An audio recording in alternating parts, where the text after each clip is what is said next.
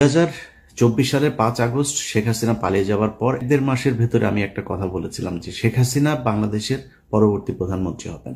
যদি নাও হয় তাহলে তার পরের 1 বছর পরের মেয়াদের প্রধানমন্ত্রী হবে আওয়ামী লীগের কেউ। জানতাম না 5 তারিখের পরে আসলে এই 5 তারিখে এইভাবে হচ্ছে, কিন্তু ভারত তো সবই জানতো। তারা তাদের মতো করে সুন্দর করে তাদের বিতে কে কে থাকবে, আসিফ নজরুল সহ কারা কারা এখানে প্রথম আলোর যে পুরো গংটা কি করবে, এই জিনিসগুলো জানতো, ওইভাবে সেট আপ করেছিল। যে 5 তারিখের যেই আন্দোলন, যে বিপ্লব, যে স্বাধীনতা, এটা ধ্বংস হওয়ার পেছনে যদি একজন মানুষ, অনেক মানুষই মনে করেন আমি আসিফ নজরুলের ব্যাপারে এত কেন, একজন মানুষ যদি নাকি এটার জন্য সবচেয়ে বেশি দায়ী থাকে সেটা এই আসিফ নজরুল। এর জন্য প্রতিটা জায়গায় সমস্যা হয়েছে।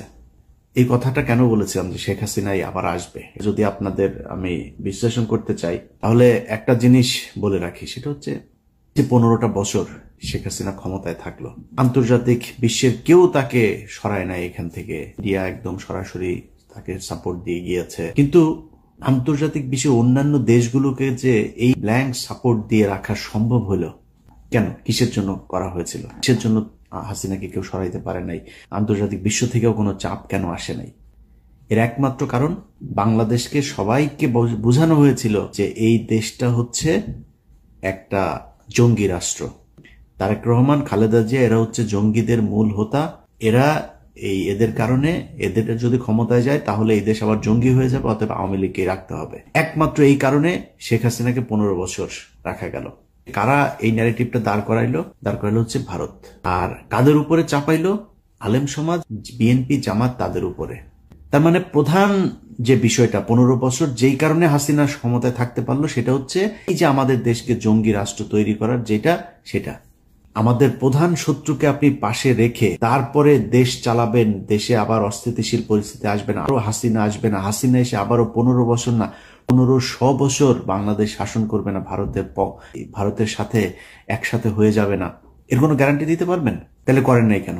মির্জা ফখরুল ইসলাম আলমগীর সোজা যায় সেখানে করলো কি? প্রথম আলোর উপরে আঘাত মানে হইলো গণমাধ্যমের উপর আঘাত। এই আঘাত সে কোনোভাবেই, সে শেখ মুজিবের ব্যাপারে কি বললো?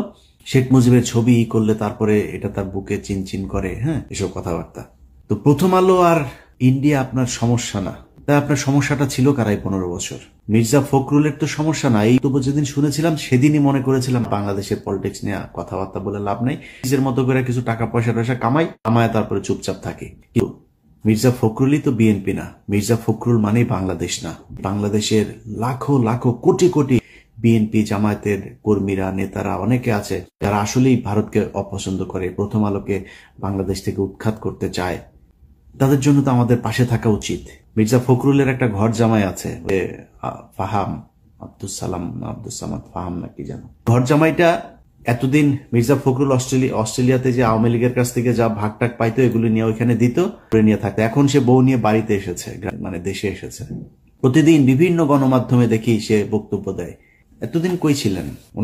ওনার মেয়ের তো উচিত ছিল এখানে এসে তারপরে এগুলো নিয়ে নেতৃত্ব দেওয়া, কথাবার্তা বলে নাই তো, কোনো কিছুই করে নাই। এখন এসছে, কারণ এখন এই যে আবার লুটপাট শুরু হয়েছে। খবর নেন, যান। মির্জা ফখরুলের ভাইয়ের অত্যাচারে তার এলাকার লোকজন ঘরে থাকতে পারে না। বাংলাদেশের সবচাইতে বেশি আওয়ামী লীগের লোকজনকে প্রবাসিত করা হয়েছে মির্জা ফখরুলের এলাকায়, এগুলো নিয়ে কাজ করতেছে। তো আমার সেকেন্ড চয়েস হচ্ছে বিএনপি। অতএব এই কারণে বিএনপির বিষয় নিয়ে বিএনপি চাঁদাবাজি করে, এই করে সেই করে অভিযোগ, আমি বলে বিএনপি নিয়ে কোনো কথা বলা যাবে না। বিএনপিকে নিয়ে বলার সময় আছে, অবশ্যই বিএনপিকে নিয়ে কথা বলা হবে, কিন্তু এখন না। এখন মির্জা ফখরুলের তো কোনো সমস্যা হবে না। মির্জা ফখরুল তো আওয়ামী লীগের সাথে মিলেমিশে 15 বছর খুব শান্তিতে ছিল।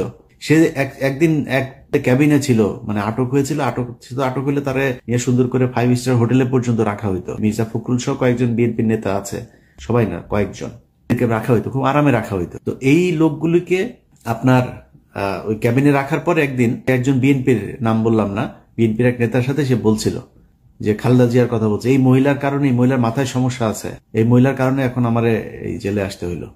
একটা কর্মসূচি দিয়েছিল খালেদা জিয়া, এটা 2020 সাল বা তার জেলখানায় যাওয়ার আগের, আমার ঠিক সময়টা মনে নেই, জেলখানায় যাওয়ার আগের ওই সময়টাতে এটা বলেছিল।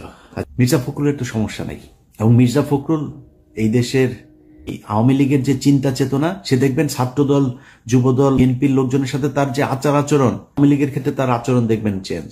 বিএনপির সাথে প্রচন্ড কর্কশ সে, গায়ে হাত তুলতে যায়, চর মারে, ধাক্কা মারে। বিএনপির লোকজনের কথাবার্তা শুনলেই মনে হয় তার গায়ে আগুন ধরে যায়। এই জেনুইন একটা আওয়ামী লীগের। এই প্রথম আলোই তারেক রহমানকে খাম্বা তারেক বানিয়েছে। এই প্রথম আলোই তারেক রহমান খালেদা জিয়াকে জঙ্গিদের প্রশ্রয়দাতা, আশ্রয়দাতা বানিয়েছে।